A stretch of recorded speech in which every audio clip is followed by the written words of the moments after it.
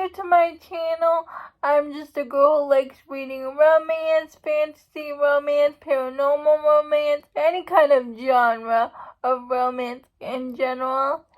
And I also happen to have cerebral palsy, and it would mean the world to me if you would subscribe to my channel. Happy Wednesday! Today's video is going to be summer romance recommendations. Books that I think are perfect to read for the summertime. I got this video idea from watching Cheyenne and That's How Book Girl, Chandler, and Tori from Novel Life. They all have this recommendation video. I'll link their channels down below in the description, so please check them out. Let's get started with the recommendations. I have 5 books I want to share with you today. First book is On Dublin Street by Samantha Young. I read this book years ago when it first released, and I just remember really liking it. We have the heroine Jacqueline who wants to get a fresh start away from the States. She has a really broken past, so she moves to Dublin, and she works at a bar, and she lives a very solitary life. She's fine working at the bar. Her schedule is very routine. But then she meets Braden Carmichael, who's this rich Irish man, and he takes an interest in her. And it's their romance, and I really liked it because they both come from traumatic past. But what I liked about Braden is once he saw Jacqueline, he'd do anything to pursue her. So I think this is a really good book. Then, if you like billionaires in your romances, look no further than Braden Carmichael. The next book I want to recommend to you is one of my favorite Katrina Halley books. It's One Hot Italian Summer. Here we follow Grace, who is a famous writer, and she writes with a writing partner, but her writing partner recently just died. And her agent calls her and she said, "You need to get away from all this grief and have some inspiration. You can go hang out in my villa in Italy for the summer." So Grace does. She's out sunbathing, and this man and this little boy come to the house, and he's like, what are you doing in my house?" And so she calls her agent, and that man and the little boy is actually her ex-husband and her son.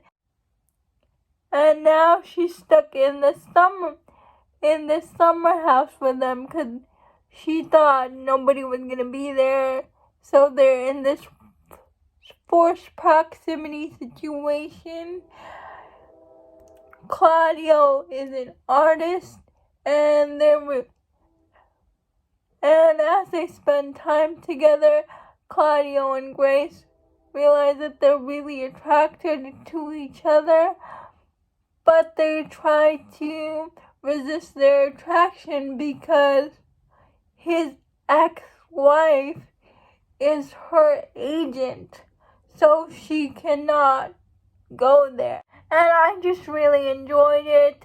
It was so funny. It's Accidental Attachment by Max Monroe. And here we follow Brooke. Brooke is a famous writer who's like coming off of writing a famous fantasy series, and they want her to write the sequel for this series.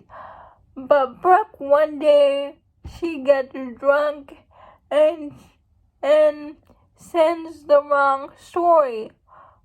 Her, sort of like her story about her publisher boss, because she had the crush on her, publisher boss person, Chase.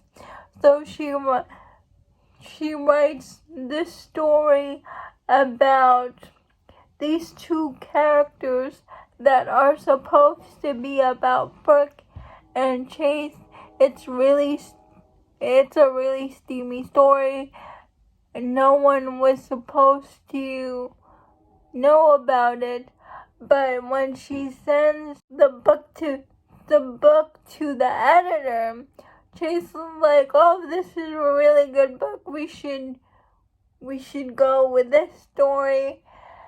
And all of a sudden, she has to go on tour to promote her book, and they want her to fly and use a plane, but Brooke has epilepsy. I don't know actually if it's epilepsy. I can't remember the name of it, but I think it was epilepsy. So Chase and Brooke end up renting a van and having a road trip, and it's their romance. Brooke has a dog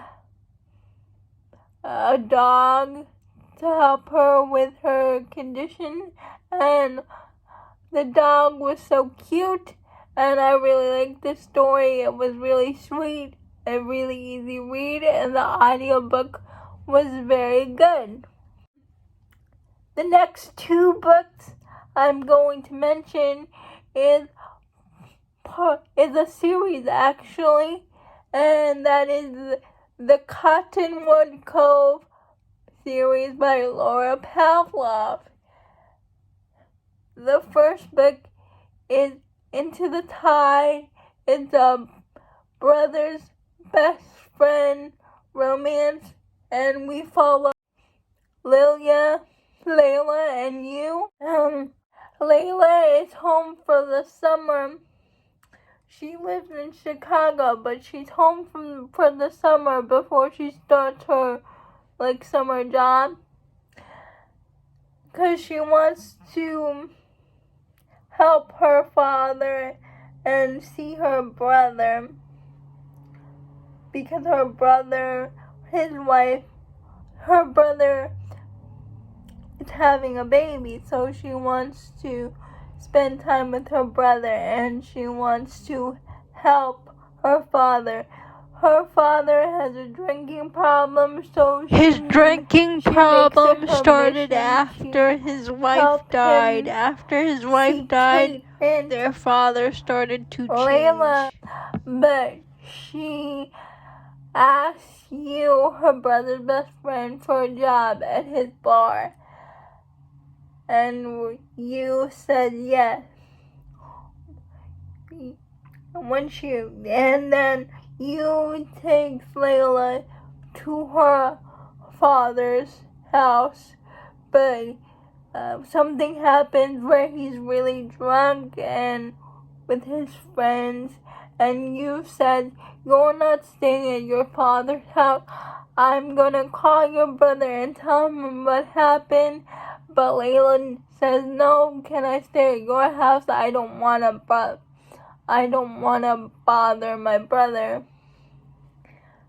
So Yu reluctantly agrees to let her stay at his house.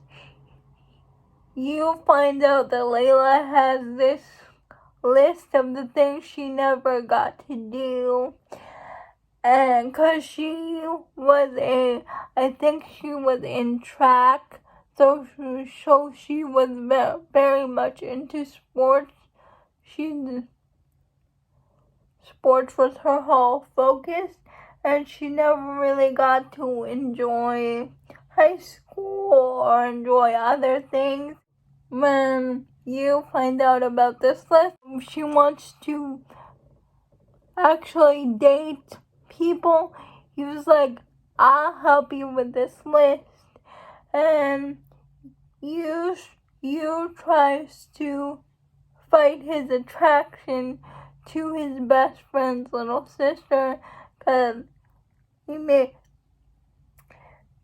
he thinks that he shouldn't be attracted to her, because he made this rule with his best friend that do not go after their siblings. So, but Layla and you cannot fight their attraction, and I love this book. It was just so good, and the fact that you really tried so hard to fight his attraction, but he just couldn't do it, and then he got jealous when she started dating people. He's like, he doesn't do relationships because he hasn't found anyone he's interested in, but he found Lila, and it was just so good. The last book I want to recommend is the second book in that series, and it's about Georgia and Maddox. Georgia is Yu's younger sister, the youngest of the family, and she gets a job at this publishing company, and Maddox is the owner. Is the owner of this publishing company, and he is looking for a secretary, because his grandfather is a very rich billionaire, and he used to be very rich too, but the publishing company is his grandfather's pride and joy. He asked Maddox to revive the publishing company because his father has not done a very good job, and so Maddox hires Georgia to be his secretary. Right off the bat, you can see their opposites. Maddox is very by the book. He's all he cares about is his work. It's a grumpy sunshine. Through forced proximity of her being his secretary, they are attracted to each other. But Maddox tries so hard to resist because Georgia is his employee, and he doesn't want to be Maddox is upset with his father because of the way he treated his mother when she was sick. So he cheated on his mother with his other mistresses, and he doesn't want to be like his father. So he tries to fight his attraction to Georgia, but Georgia just has a bright personality. He calls her Tinkerbell, and he just can't deny the attraction and the chemistry he feels with Georgia. I love this book. I gave this book 5 stars. The second book in the series was so good. The audiobook was great. It was narrated by Tor Tom and Ava Erickson, and I cannot wait for book 3 because it's narrated by Joe Arden and Aaron Mallon. Those are all my summer romance recommendations. Please let me know down below in the comments if you have read any of these books. I would love to know. Please like, comment, and subscribe to my channel. That would mean so much to me. And I'll see you Friday. Bye.